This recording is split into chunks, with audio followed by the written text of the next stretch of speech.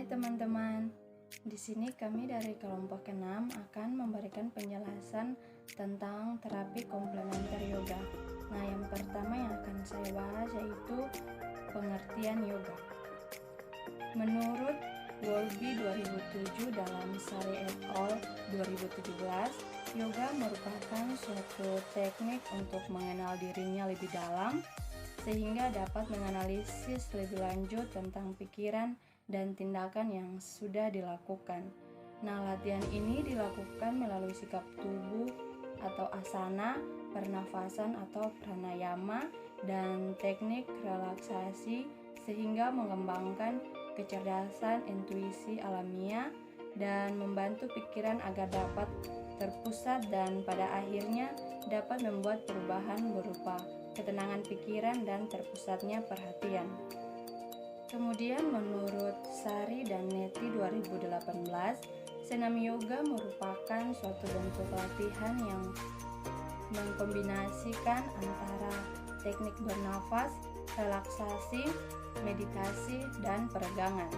Sebuah aktivitas di mana seseorang memusatkan pikiran untuk mengontrol panca indera dan tubuh secara keseluruhan. Kedua yaitu manfaat dari senam yoga. Menurut Sindhu 2006 dalam Krishna et al. 2014, dengan melakukan senam yoga secara teratur dapat memberikan manfaat yang besar bagi tubuh, antara lain sebagai berikut.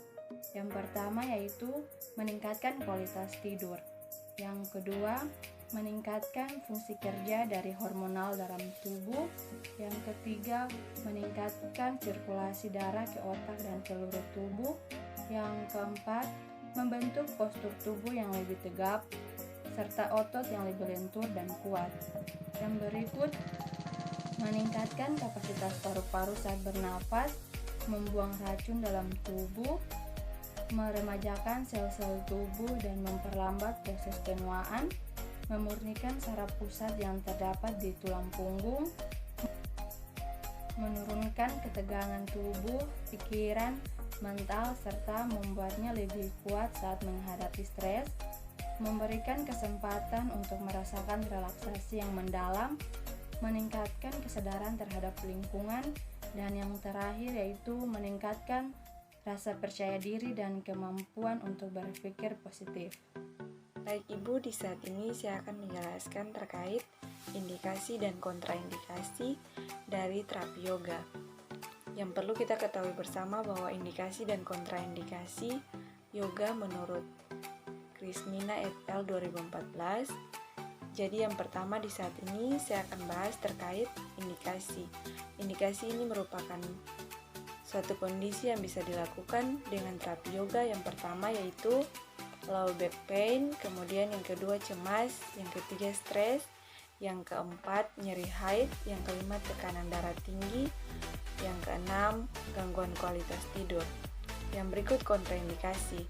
Jadi kontraindikasi ini merupakan sesuatu hal yang tidak bisa dilakukan dengan terapi yoga. Yang pertama yaitu sakit dada persisten, kemudian gejala shock kardiogenik, kemudian suhu di atas 38 derajat Celcius, kemudian bila seseorang ini dia mengalami gagal jantung yang belum stabil, kemudian kehamilan dengan penyakit jantung, kemudian riwayat persalinan kurang dari 2 bulan, kemudian dengan kondisi plasenta previa dan kecederaan pada lutut, bahu, dan leher. Baik Ibu dan teman-teman, kita masuk pada jenis-jenis yoga, yang dimana yoga ini ada beberapa jenis. Yang pertama itu hatha yoga. Jadi sebagian besar jenis yoga yang umumnya kita lakukan saat ini termasuk dalam hatha yoga. Hal ini karena gerakan dasar yoga biasanya berfokus pada latihan fisik, menyelaraskan latihan fisik dengan pernapasan. Yang kedua, vinyasa yoga. Jadi jenis yoga ini biasanya mengalir secara dinamis dan membutuhkan koordinasi antara fisik, postur, dan napas. yang ketiga yaitu Astanga Yoga. Jadi Astanga Yoga ini cocok untuk siapa saja yang memiliki kepribadian penuh komitmen dan berdedikasi tinggi, terutama bila ia juga orang yang atletis. Yang keempat, Iyengar Yoga. Jadi yoga jenis ini berfokus pada presis postur dan sangat memperhatikan anatomi tubuh secara detail. Dan yang kelima yaitu Hot Yoga, keenam Kundalini Yoga, yang ketujuh Prenatal Yoga, dan yang terakhir yang kedelapan Yin Yoga. Jadi Yin Yoga ini jika semua yoga di atas kebanyakan adalah latihan secara dinamis, Yin Yoga lebih berfokus pada latihan yang pasif. Latihan ini memungkinkan kita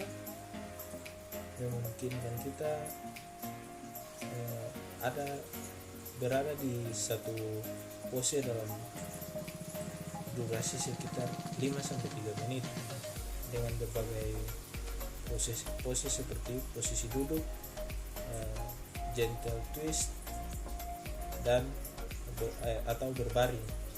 Ya, mungkin itu. Jadi memang ada banyak jenis-jenis yoga, namun yang paling populer dari sekian banyak jenis-jenis yoga, 8 jenis yoga ini yang paling populer. Dari saat ini, saya akan menjelaskan tentang yoga exercise. Yang pertama, mengayunkan kaki, kemudian satukan telapak kaki seperti ini, kemudian balikan badan secara perlahan, masih dalam posisi menyatukan kaki seperti ini, angkat tangan dan menundukkan badan.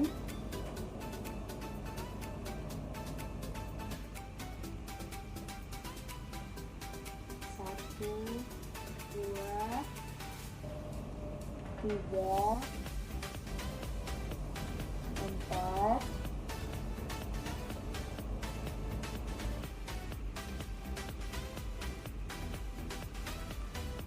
lima. Balikan badan secara perlahan.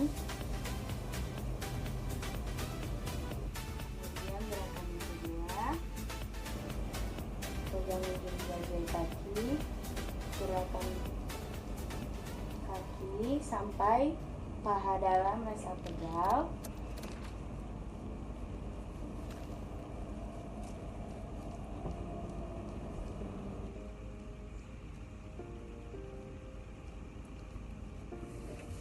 Kemudian gaya selanjutnya,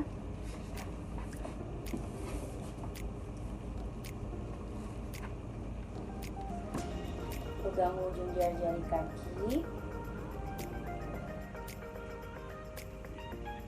membungkuk, bareng hitungan 1, 2, 3, 4, 5. Kemudian gaya selanjutnya,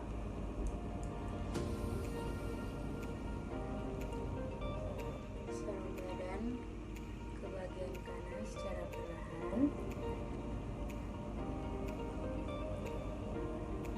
angkat tangan kiri secara perlahan,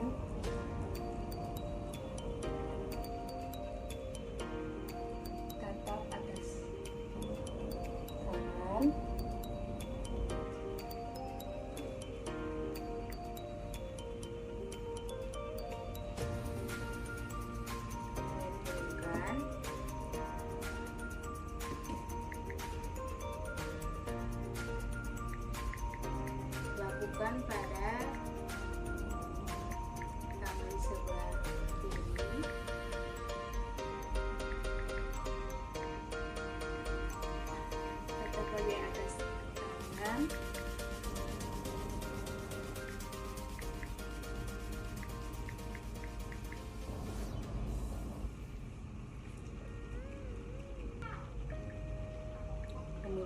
untuk yang selanjutnya,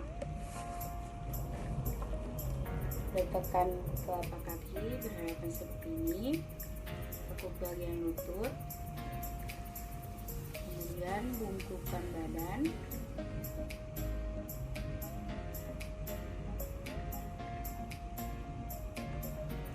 satu, dua, tiga, empat, lima. Gerakan selanjutnya, tarik tangan ke bagian belakang, condongkan dada, berhitung 1, 2, 3, 4, 5. Jadi saat ini saya telah selesai melakukan atau menunjukkan gerakan yoga exercise.